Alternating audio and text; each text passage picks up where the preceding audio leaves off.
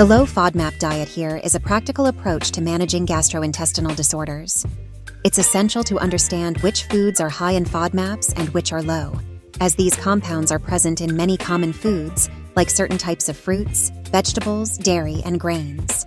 Start the diet with an elimination phase, removing all high FODMAP foods for 4 to 6 weeks to identify which causes symptoms. When shopping, read food labels carefully to avoid hidden high FODMAP ingredients like fructose syrup or garlic powder.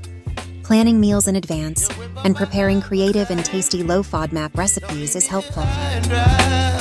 Keeping a food diary helps to record food consumption and related symptoms, which is helpful in the reintroduction phase to identify problematic foods. After the elimination phase, reintroduce high FODMAP foods one at a time to understand which you need to avoid.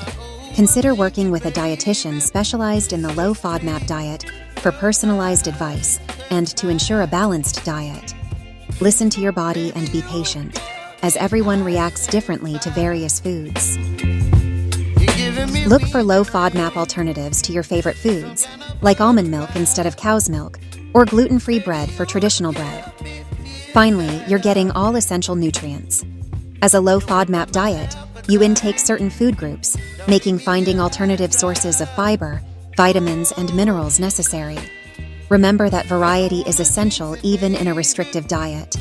Explore different cuisines and recipes that adhere to low FODMAP guidelines to keep your diet exciting and flavorful. Also, stay hydrated by drinking water regularly, which is essential for intestinal and overall health. Consider incorporating regular physical activity, as exercise can improve digestion and overall well-being. Remember to underestimate the importance of emotional support. Talk to friends, family, or support groups who can understand and support your journey with the low FODMAP diet.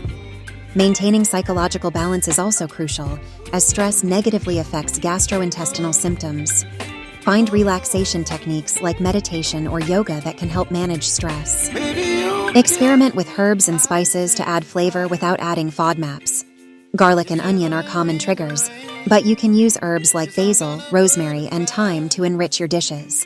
Discover low FODMAP substitutes for common condiments, such as soy sauce, which can be replaced with gluten-free tamari sauce. Another important aspect is being mindful in choosing fruits. Some fruits, like apples and pears, are high in FODMAPs, while others, like oranges and strawberries, are generally well tolerated. For vegetables, options like carrots, zucchini, and tomatoes are safe. Legumes can be problematic, but lentils in small amounts or chickpeas that have been drained and rinsed can be tolerable. Finally, remember that the low FODMAP diet is meant to be followed only in the short term. The goal is to identify problematic foods and create a dietary plan that maximizes variety and nutritional intake while minimizing symptoms. Flexibility and adaptation are crucial to making the low FODMAP diet a sustainable part of your life. Thank you for watching the video. The information shared has been helpful and provided you with a better understanding of the low FODMAP diet.